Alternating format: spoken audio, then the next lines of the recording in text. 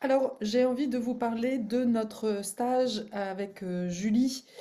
Julie étant kinésithérapeute et prof de yoga.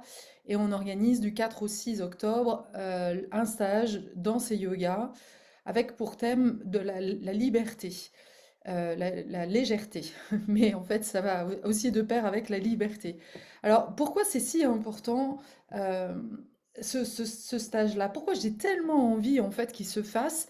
Eh bien, parce que je sens vraiment que, et d'ailleurs c'est intéressant parce on avait planifié ce stage il y a déjà des mois de ça, et je vois à quel point il est parfaitement situé en fait dans le temps, à un moment justement, à un passage. On est euh, à une période vraiment de transition qui est super importante parce que bah, tu le sens certainement, hein, et puis on en entend parler beaucoup de ce changement de paradigme, de l'ère du verso, etc., etc.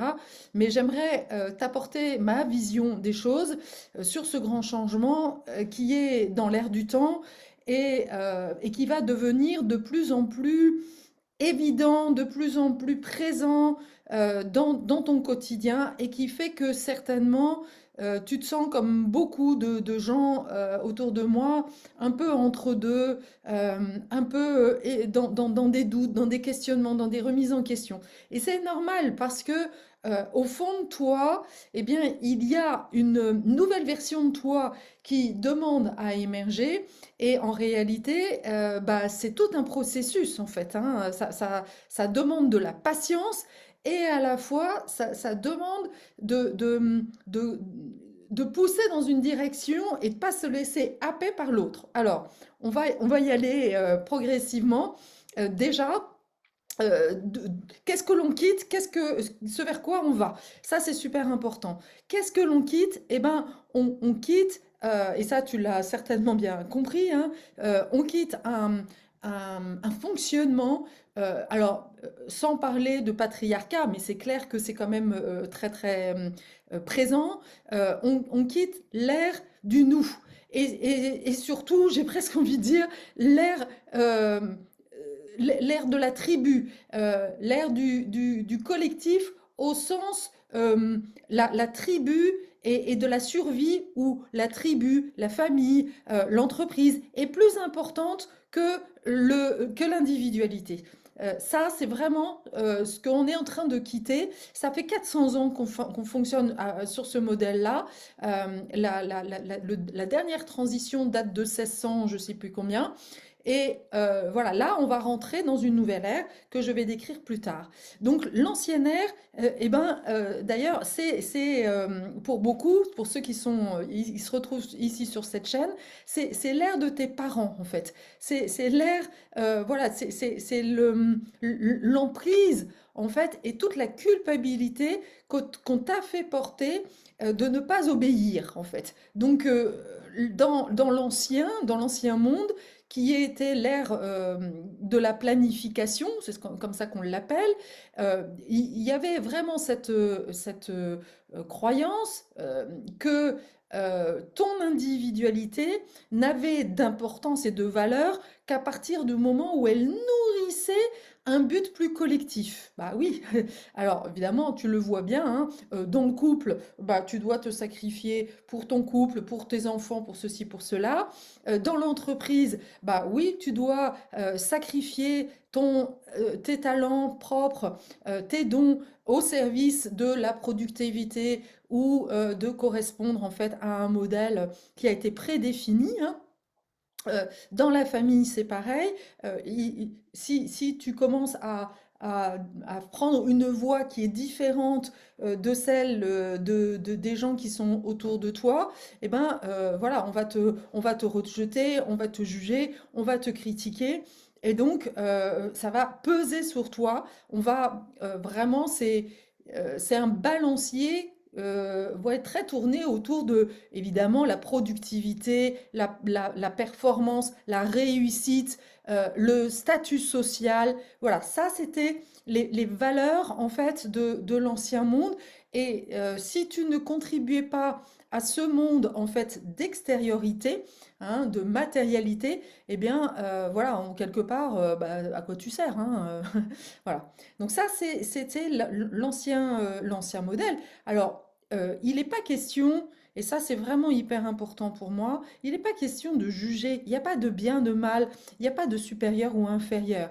Euh, Au moment où s'est instauré en fait tout ce courant-là, c'était nécessaire, c'était après les guerres, et c'était nécessaire en fait d'assurer la survie. Donc le côté, l'industrialisation, la robotisation a permis en fait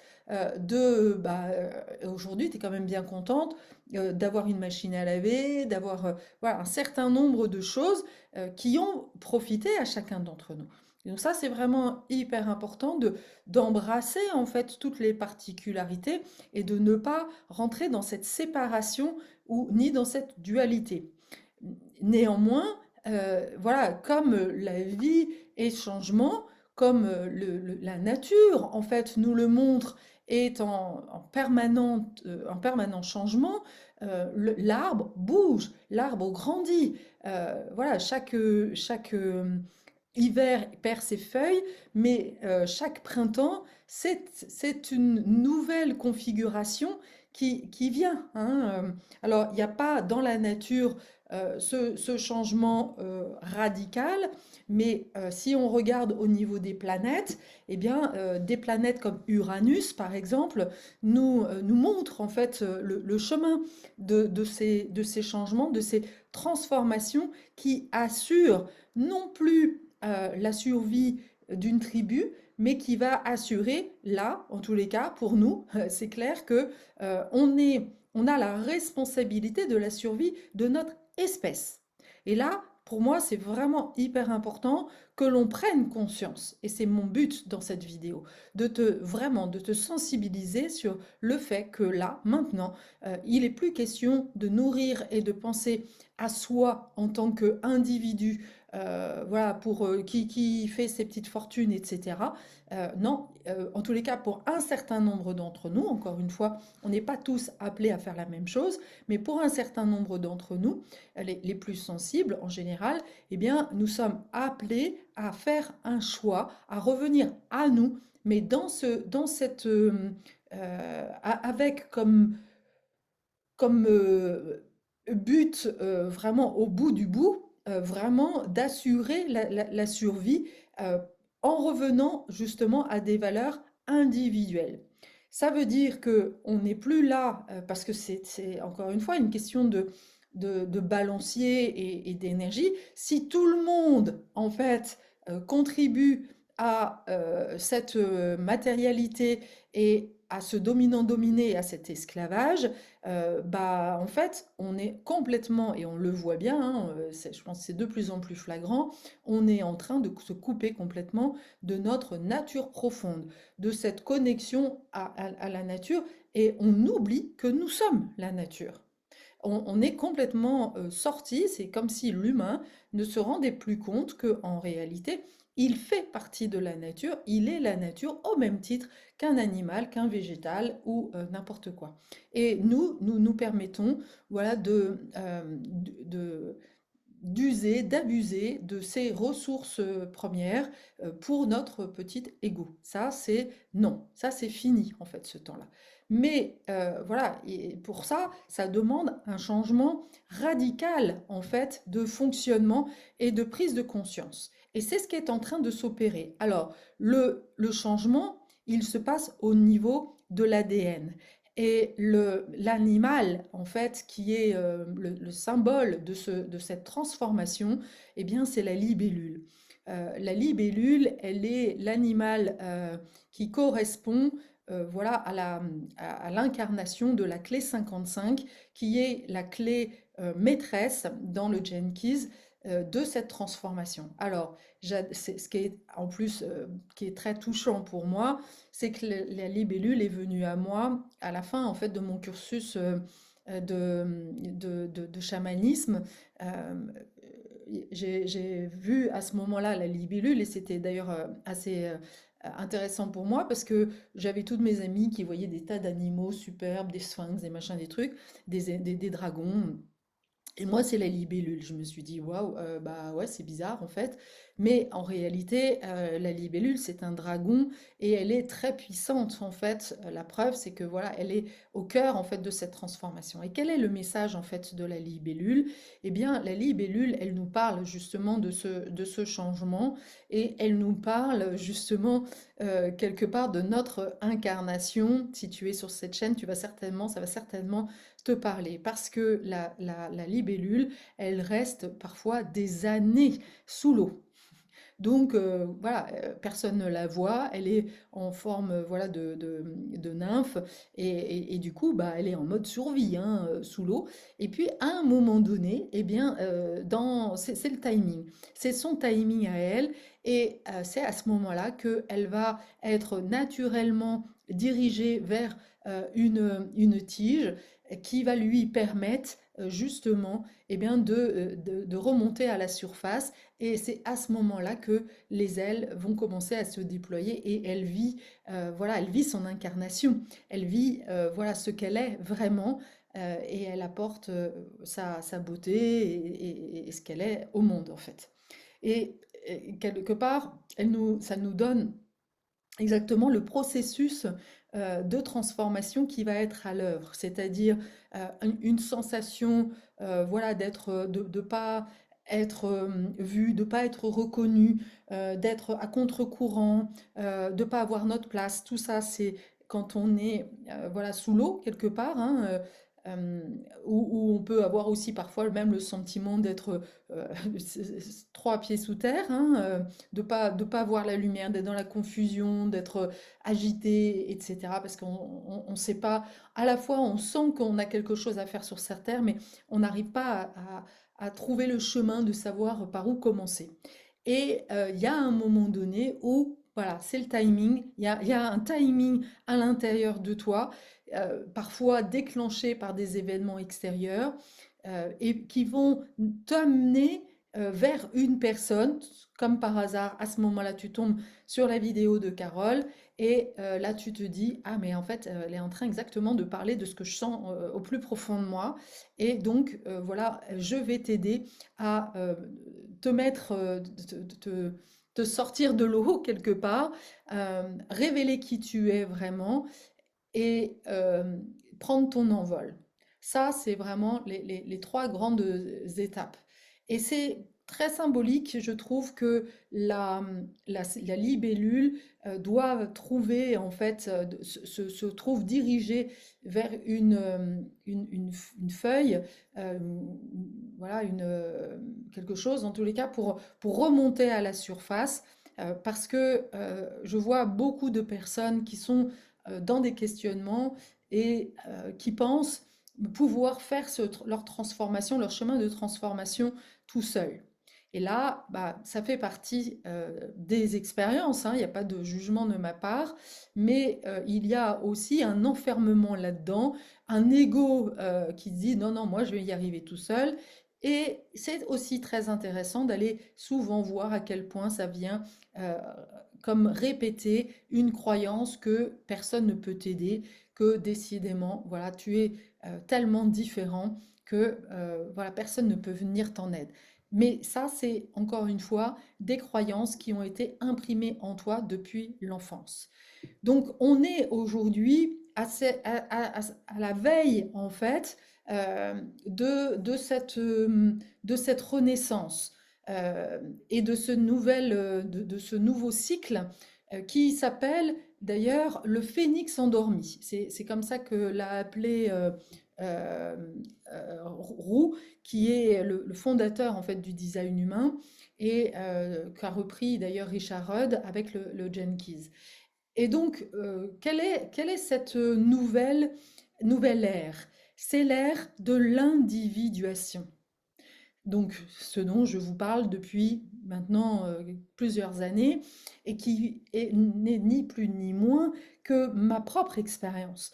J'ai fait le chemin et ce n'est que au bout d'un moment où bah, ce chemin de l'individuation est venu à moi, cette conscience en fait que, ah mais oui, mais en fait, le chemin du héros, le chemin d'individuation de Carl Jung, ça parle exactement de ce que je suis en train de vivre. Et donc, l'ère de ce vers quoi nous allons, donc qui est l'ère, encore une fois, dirigée par la clé 55. La clé 55, elle parle aussi de liberté. Là où, dans l'ombre, c'est l'ombre de la victimisation. Et donc, c'est super important parce que c'est exactement le grand changement. C'est-à-dire que, autant dans l'ancien paradigme, on s'est accroché à des illusions d'autorité. On a fait confiance à un mari, on a fait confiance à des personnes extérieures euh, pour assurer ta sécurité, pour te dire où aller, pour te dire quoi faire, etc. Et ces figures, en fait, finalement, extérieures, eh bien, vont disparaître petit à petit. Alors, c'est pas, alors très souvent on le prend comme une blessure de trahison et ça fait très mal, mais ça fait partie du processus d'individuation puisque ton chemin va être justement de ne compter que sur toi-même.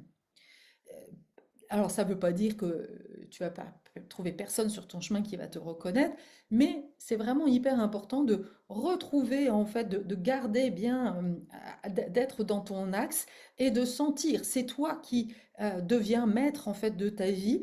Et l'idée, c'est vraiment de ne plus donner ton pouvoir à l'extérieur. Parce que forcément, euh, quand tu donnes le pouvoir à l'extérieur, ben, faut pas t'étonner qu'ensuite on abuse de ce pouvoir.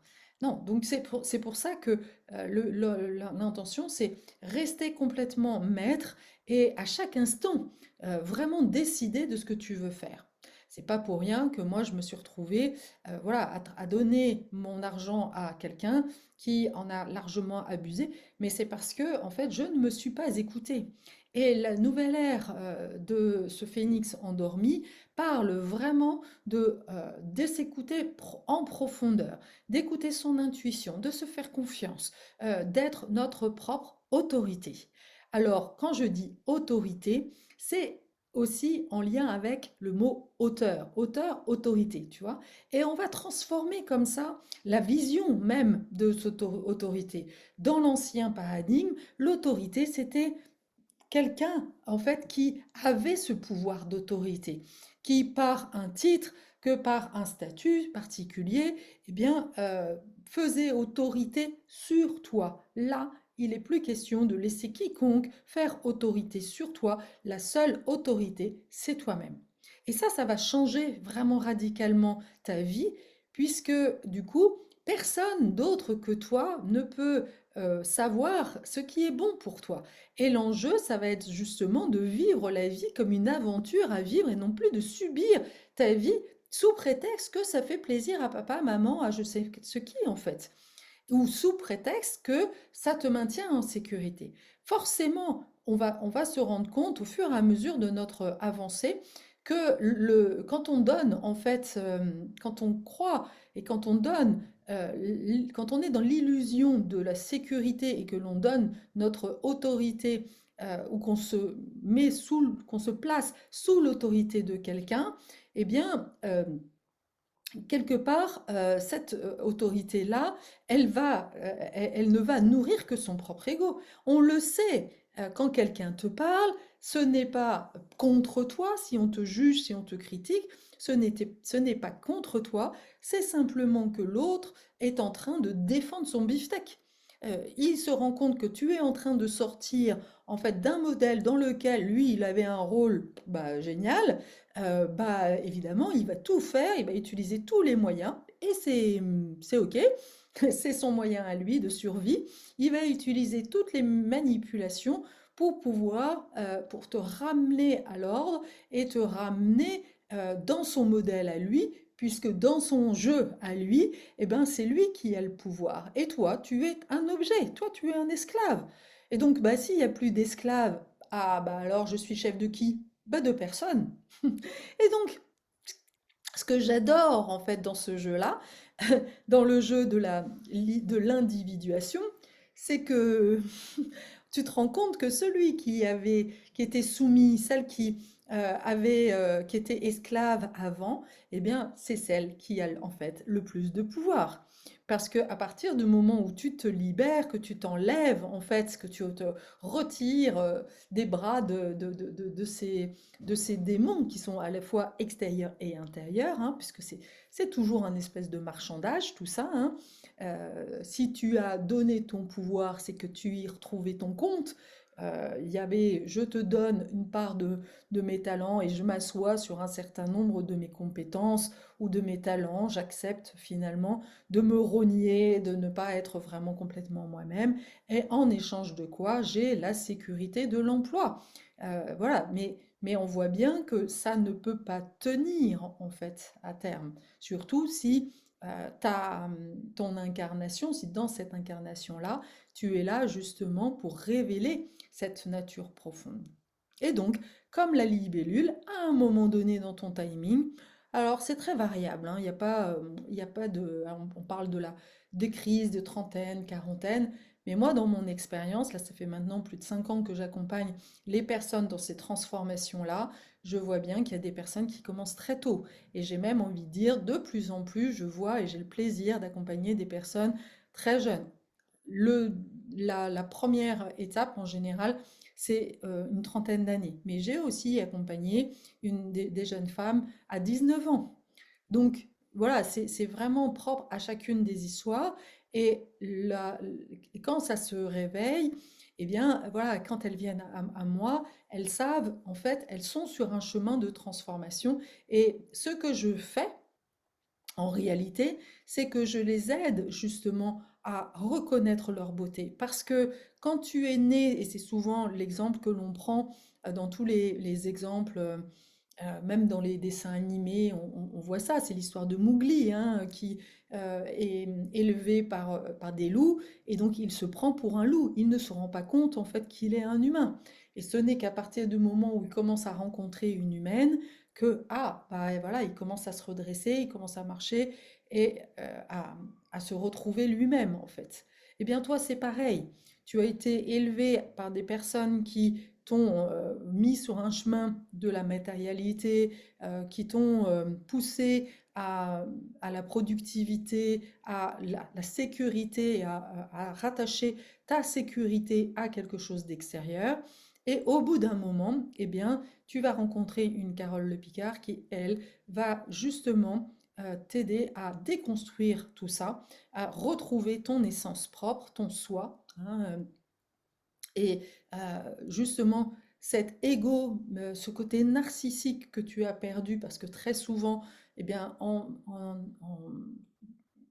te transformant, enfin, ou en te soumettant, eh bien, aux valeurs de l'autorité extérieure, eh bien, tu en as perdu vraiment la belle nature du jeu, de ton je suis. Tu ne sais pas qui tu es et tu n'as pas conscience, tu n'attribues pas en fait de valeur à ta différence. L'ouverture de cœur, une version, par exemple la colère, le côté instinctif.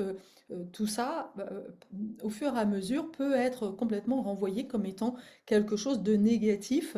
La liberté d'être, on te dit que c'est mal, en fait. La spiritualité, oh là, mais n'importe quoi. C'est monstrueux, en fait, d'être quelqu'un de spirituel, parce que finalement, eh bien, ça vient bousculer le modèle, le paradigme, en fait, des personnes avec lesquelles tu as grandi puisque justement, ta valeur n'est plus la famille, c'est toi. Et donc, ça ne veut pas dire que tu vas te détacher de la famille, mais à un moment donné, il est fort probable que tu sentes que justement tu as besoin de mettre à distance tout ça pour te retrouver dans ton axe. Voilà, c'est le moment où tu montes sur ta brindille et que tu commences à voler de tes propres ailes. Et une fois que tu es à l'aise, que tu sais ce qui est bon pour toi, que tu n'as plus besoin en fait de cette reconnaissance extérieure, que tu te nourris de toi-même, eh bien là, tu vas sentir que, ah ouais, là, je peux revenir dans ma famille parce que je peux aussi inclure leur modèle, je ne vois plus leur modèle comme étant en conflit avec le mien, mais juste une autre façon en fait d'incarner d'incarner ce je suis dans le monde. Nous sommes comme le monde, le Dieu, l'univers, la vie, et voilà, c'est toujours la représentation que je fais comme une boule à facettes, et chacun a sa facette, et chaque facette est différente. Et c'est parce que justement chaque facette est différente que nous formons un tout harmonieux. Mon logo a été construit comme ça. Mon logo, si tu regardes, chaque élément est spécifique et vraiment particulier. Et à la fois, quand tu regardes l'ensemble, tu as l'impression que c'est un rond et que tout est pareil. Mais ce n'est et c'est parce que justement chaque élément est différent qu'il y a une harmonie en fait. Donc chacun joue son rôle. Il n'y a pas de gentil, il n'y a pas de méchant. Comme j'entends parfois des gens qui se lancent en fait dans le côté religieux et qui commencent à voir le Satan, etc. Pour moi, le Satan n'existe pas. C'est juste, voilà, il y a des personnes qui sont là et dont tu as besoin aussi pour t'éveiller, pour revenir à toi-même, pour te rendre compte que non, mais décidément, cette façon de penser-là n'est pas la mienne, et ce que je veux incarner, je sens que c'est le moment pour moi d'incarner ce que je veux voir dans le monde.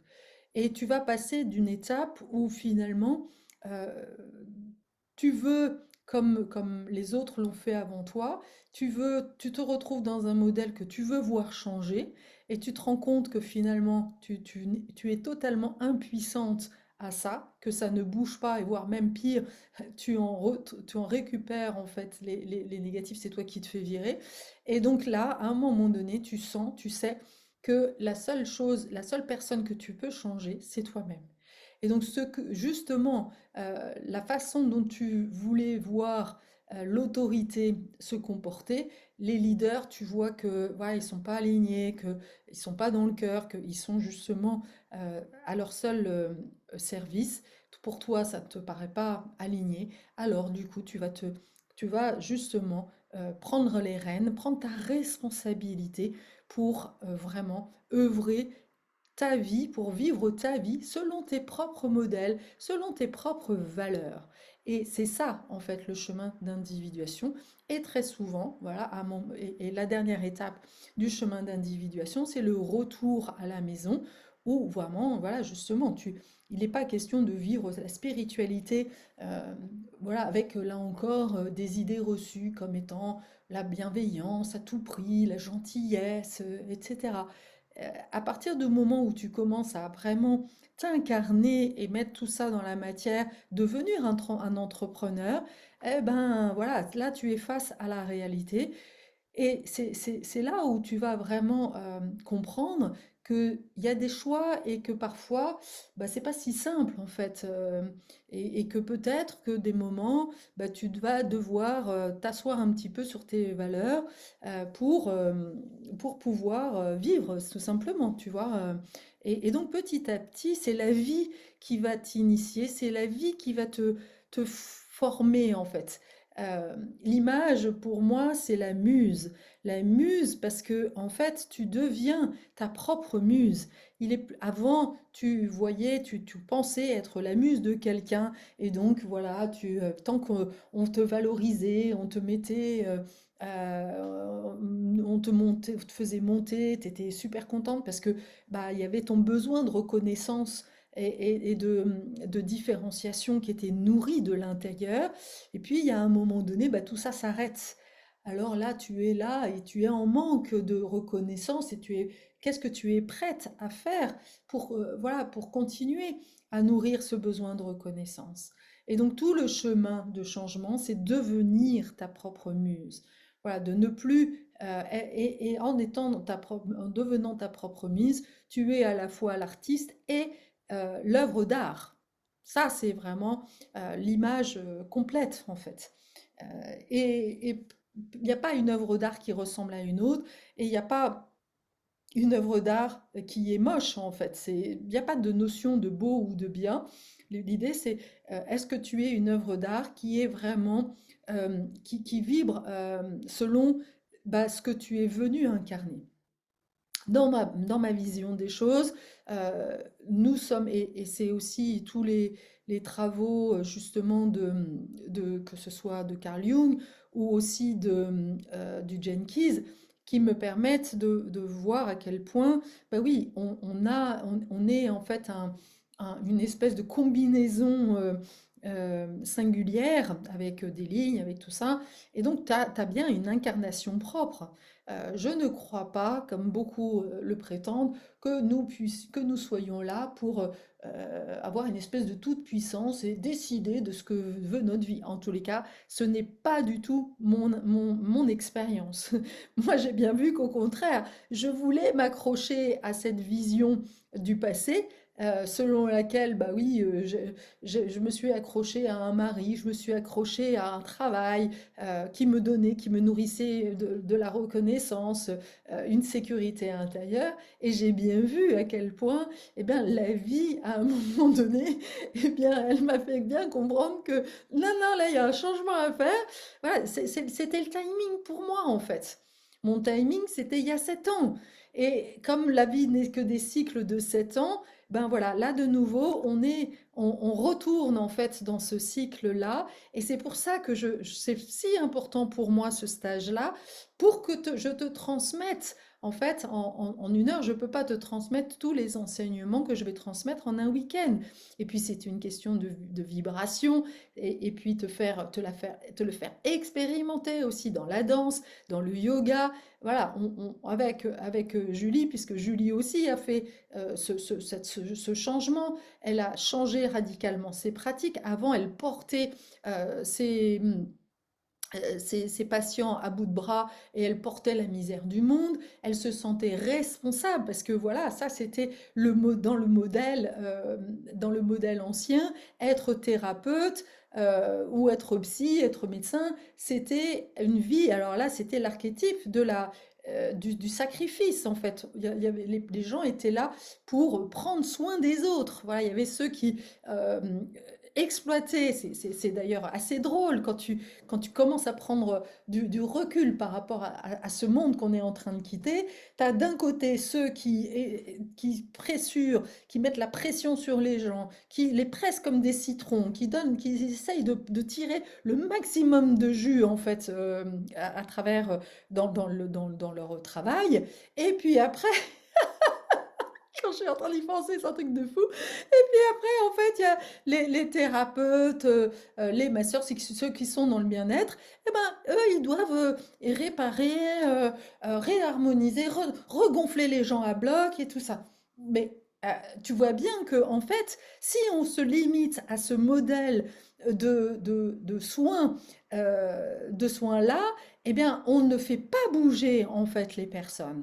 Et que ce soit Julie ou moi, eh bien, on a décidé, en fait, on ne veut pas, en fait, contribuer à ce monde-là, justement, de personnes qui sont assistées et qui vont même utiliser le système parce que le système est tellement bien fait. Ah oui, on a mis des kinés, des médecins qui sont remboursés par la sécurité sociale, qui, pareil, ne gagnent que quelques 5 euros, 10 euros, 20 euros et donc ils sont obligés de bosser comme des tarés et au final tout ça pour les mêmes en fait.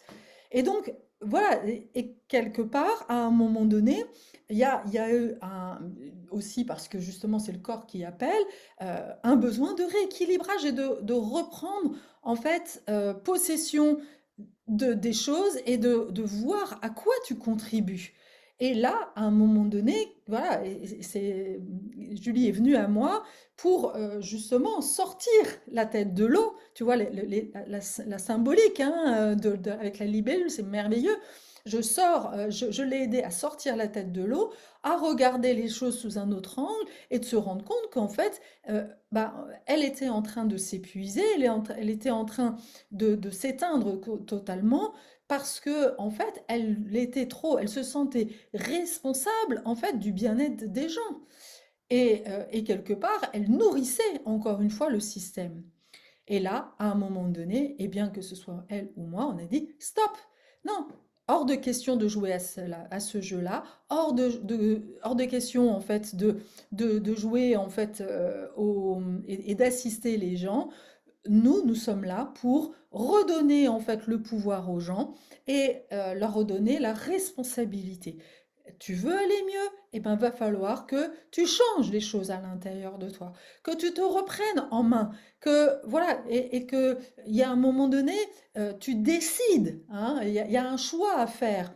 Oui, c'est sûr que ça fait peur, parce que d'aller vers l'inconnu, ça fait peur, mais quelque part, la peur, c'est la nourriture, c'est le moyen en fait d'enfermement. De la même manière que le dompteur utilise la force, utilise la violence, eh bien, pour faire peur au petit tigre et qui ensuite devient un tigre dompté et qui reste dans sa cage et qui a peur de sortir de sa cage. Est-ce que tu veux rester un tigre dompté toute ta vie ou est-ce que tu veux retrouver ta liberté? Alors, et c'est à partir du moment où finalement tu t'écoutes, tu vas justement écouter un peu plus ton intuition, tu vas faire des petits pas, un peu petits pas. Il y a des moments où ça va être compliqué, tu te fais accompagner et c'est là où c'est beaucoup plus facile.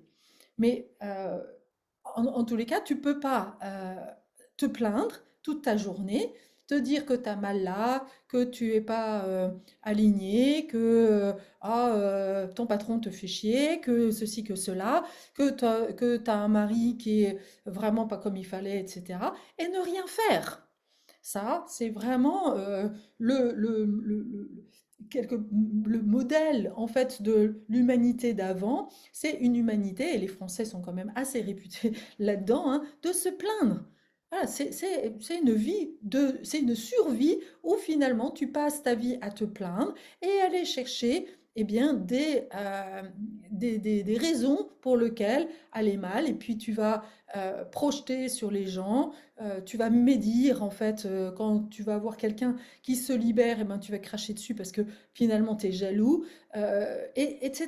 etc. Est-ce que c'est cette vie-là que tu as envie de continuer ou est-ce que voilà, tu veux œuvrer sur une vie où toi, tu as vraiment ce sentiment intérieur et ça vient pas d'ailleurs, c'est vraiment un ressenti, une sérénité intérieure où là, voilà, là je suis à ma place et je suis reliée en fait à quelque chose de bien plus grand. Je sais en fait qui je suis reliée à la source et ça fait pas de moi quelqu'un de plus intelligent ou de moins intelligent, mais simplement plus libre. Et ça, c'est déjà énorme.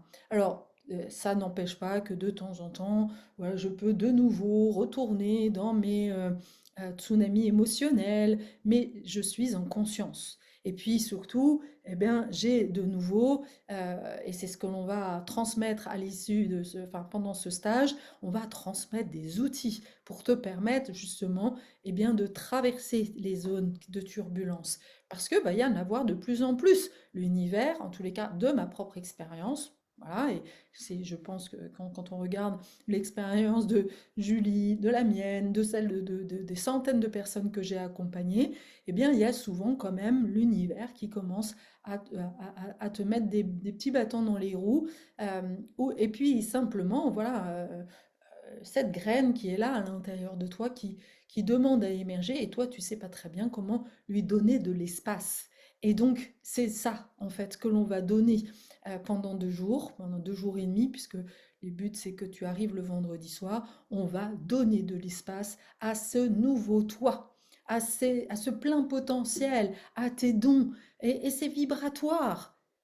Le problème, c'est que bah, dans ta vie de dingue, où tu dois t'occuper des enfants, de ceci, de cela, eh bien, l'univers est très bien fait, hein, le système fait tout en sorte que, surtout, tu n'aies pas de temps pour toi.